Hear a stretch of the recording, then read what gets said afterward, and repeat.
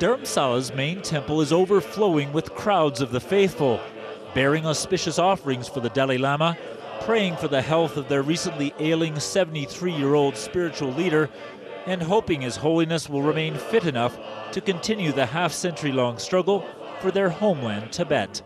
KELSANG DAMDUL is one of the few people still alive who remembers the Dalai Lama's dramatic escape over the Himalayas in 1959.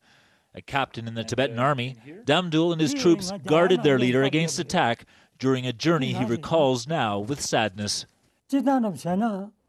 I took an oath to defend my country, but we were outnumbered by the Chinese forces, he says. We had no other choice but to flee and take our leader to India. In the end, more than 120,000 people would flee Tibet. Many made a new life here in Dharamsala. The exile community has waited patiently over the years as the Dalai Lama has tried and failed to negotiate autonomy for Tibet. But now a new generation, many of whom were born and raised outside their homeland, is openly demanding independence from China. A year ago, they took to the streets here, a move that provoked similar protests inside Tibet and a massive crackdown by Chinese authorities.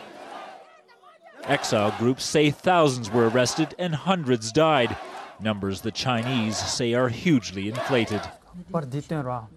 Unbowed, those who want independence continue their fight online, circulating photos of a protester inside Tibet who set himself on fire recently, and the Chinese troops who they say are deployed across the region now to prevent a repeat of last year's uprising. We push and push that eventually we are able to make things difficult in Tibet for the Chinese government, that they will be the one seeking negotiations with the Tibetan government here.